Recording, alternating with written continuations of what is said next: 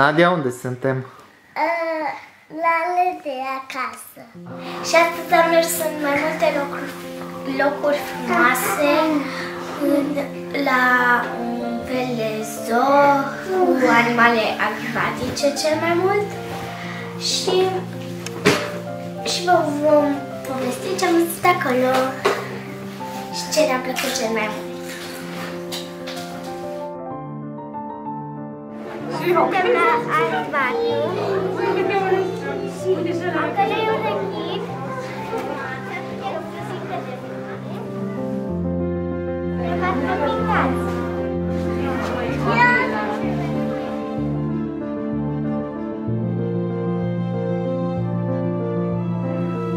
Nu mai se sperie.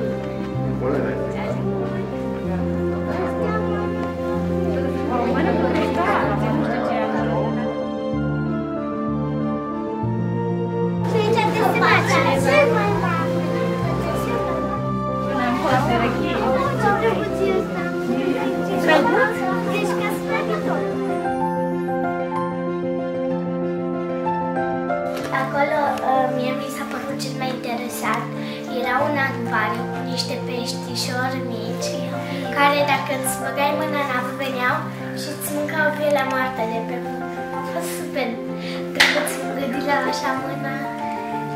Și mai mi-a plăcut și când am mers, nu știu, era așa aranjat ca și într-o junglă și erau maimuțele, păsări și era acolo, în acvariu era așa ca și un tunel și te băgai cu capul acolo și ca și cum ai fi sub apă, era super fain.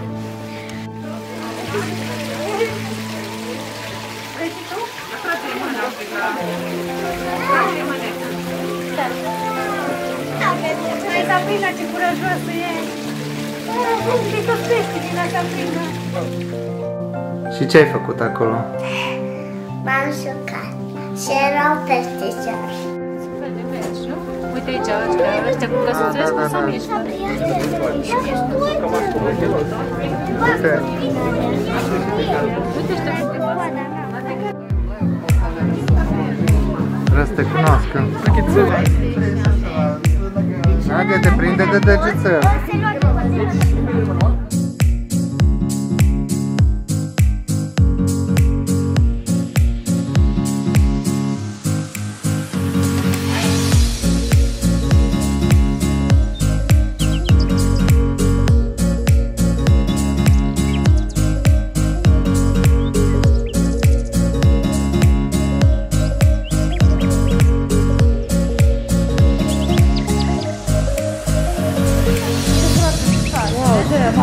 Uite a mea, nu e o piatră, brațul, vezi? Acolo în spate, la spate.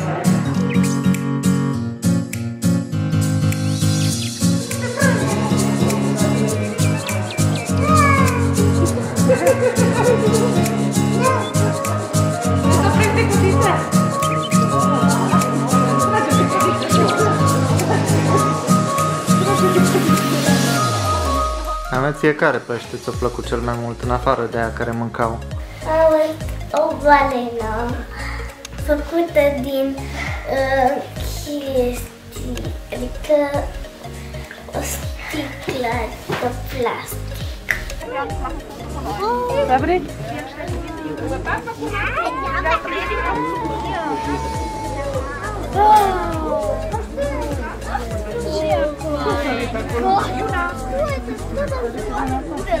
Da, mai aruncă ei.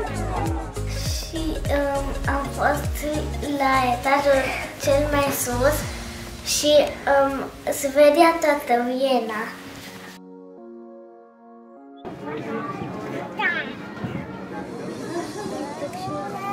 Te țin.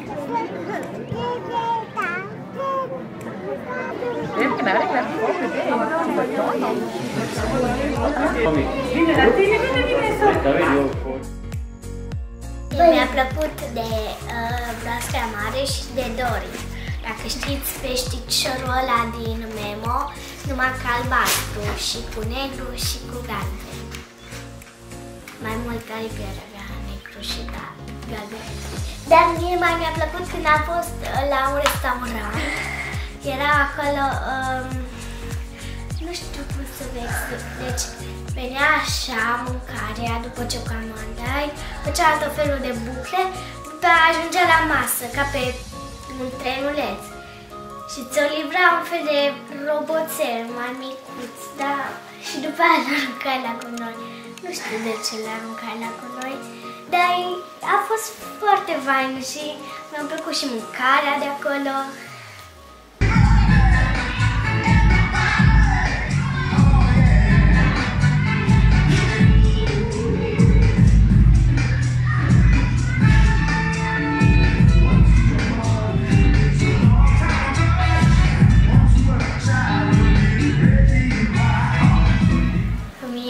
Mare, dar era capitala Austriei.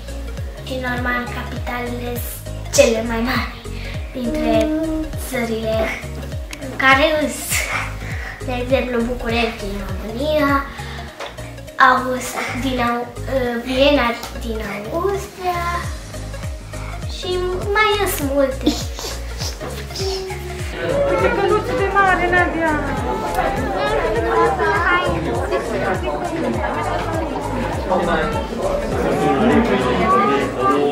să mergem ce-al Uite-ne că prins codiță de ceva.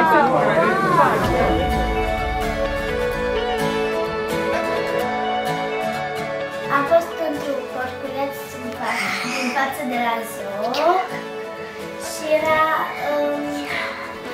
și ca și un parcurs, era și un tobogan, era și ca și un fel de poză de barajuri pe care te cățărai și un fel de trambolin, așa, când sărea unul, sărea la sus, când sărea așa, sărea la sus.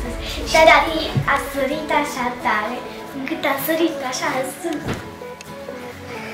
Era să plece Nadia jos, dar am prins-o.